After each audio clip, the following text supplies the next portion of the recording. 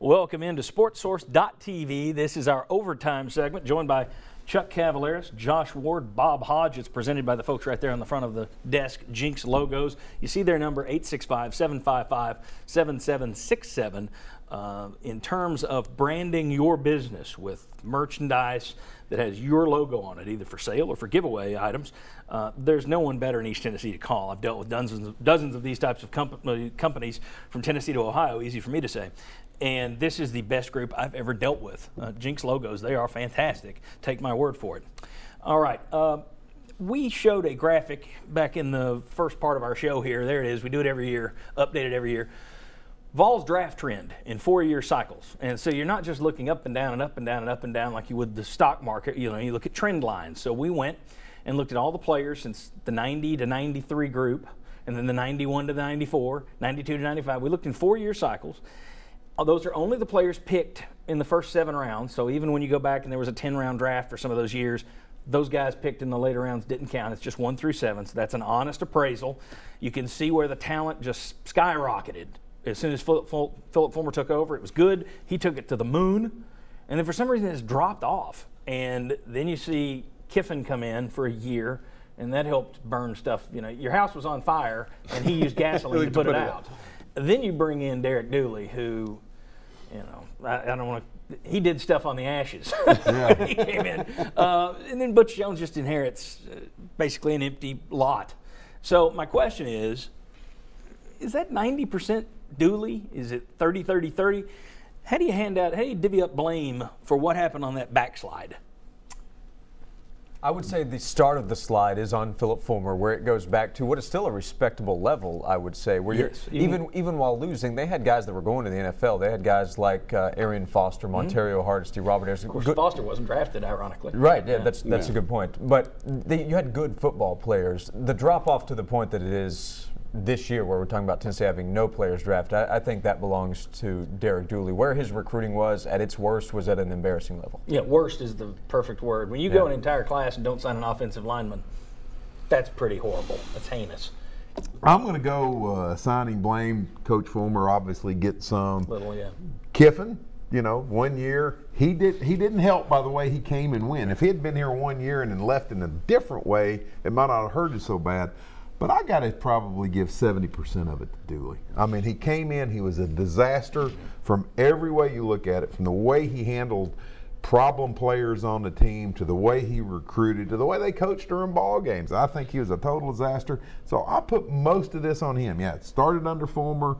It didn't get any better with Kiffin. But the big disaster you have now, which seems to be coming to an end, I think it's Dooley. And John, it tells me that when you do make the decision to make a coaching change, right or wrong, whether you can make the case, obviously you needed to make the change. Boy, you got to get that right. You have to hire the right person to come in, or it's going to set you back 5 years. And, I mean, yeah. Here's the thing: people still say Kiffin was the worst hire. No, I don't. Dooley was the worst hire. Dooley was worse. That was 20 years from now, people are going to look back and go, Kiffin was a mess. That was ugly, but it was also flukish. If Pete Carroll, if the NCAA doesn't, and now it looks like they overstepped their bounds with USC too and really jobbed them. If Pete Carroll doesn't leave, and 7 other guys ahead of Kiffin turn it down, literally, that's not an exaggeration, 7. Right. He's still your coach probably, and it doesn't get that bad, I would guess. So to me, it was the panicky hire after Kiffin left. And it wasn't just Mike Hamilton. Everybody throws that on Hamilton. Hamilton was here giving the sham interview to Kippy Brown when the contract was being signed on a plane in Ruston, Louisiana with Derek Dooley. So there was an entire group, administration, boosters, everything, that were involved in that Dooley thing. It's not fair just to dump that on Hamilton. No. But to me, more than anything else, that was your problem. I agree with Bob. Like 75-80% goes to Dooley in my mind. And Dooley seemed like he came in, he kept some pretty good assistants. He went out, he got some guys that people kind of like. But he just never struck me as a good game day coach. So on top of not having the talent, your game day decisions were terrible. Okay, what's that do?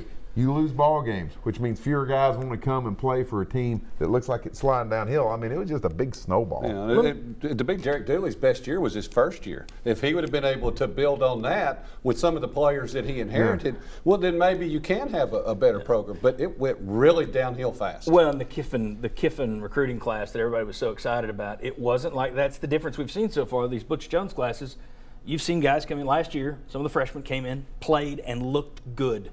Yeah. With Kiffin, he signed a bunch of hot shots. Yeah. You know, Ed Orgeron made the comment at the quarterback club, "We're not looking for angels." And you didn't find any. Yeah. I mean, most of these guys were. Yeah, they backed it up. Most of those guys were washouts. Let me throw a fourth thing in here. It was mentioned during the show. All right, we got if we're divvying up blame and we're saying, okay, Phillip Fulmer built it to this high extreme and then somehow it dropped off under him a little bit. Then you had Kiffin. Dooley gets a big blame. Here's a fourth angle that was mentioned. Other schools in the SEC upgraded. Chuck, you threw that out there. Yes. If I put that into that mix, does that change the way you're divvying the blame? Because I think that was a good point. I think that does deserve. If you put that in there, I'm going to shift some of the weight toward the fact that schools like South Carolina that used to beat like a drum and recruit your whole defensive line from South Carolina, doors closed. Right, and even like getting a Jamal Lewis out of Atlanta. I mean, when you can look at it, go back to Mark Richt to me going to Georgia, when it's so much talent in Georgia, and with Coach Fulmer, their downfall to me, I think, was as much in talent evaluation. They missed on some guys that they wanted, and then they brought in some top prospects that didn't work out. Yeah, I mean, you look at a guy like Patrick Willis from in-state who they said, no, he can't play. Right, and that was John Chavis. Yeah.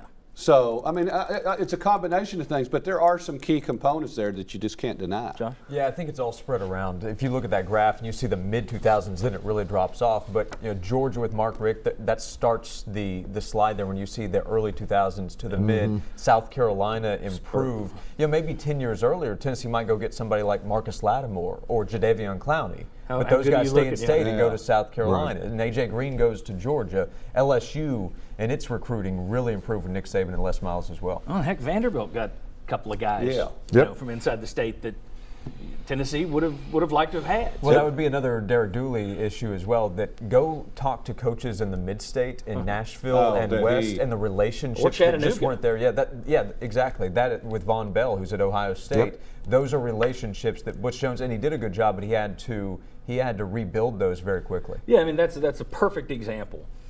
Do you think if Butch Jones had 2 years to work on Von Bell, he's at Ohio State? I don't think for a second. No. I think he's playing at Illinois. No, I think if it had 2 more weeks, maybe. Okay. Guys, appreciate it. Appreciate you for watching. Hope you have a good week this week. May the 4th for the geeks out there. Happy Star Wars Day. And then have a safe and happy Cinco de Mayo. We'll see you right back on the Sports Source, 11 a.m. next Sunday morning on Channel 6, who always does a great job for us. Our crew, fantastic. Cast, fantastic. You're fantastic. See you next week.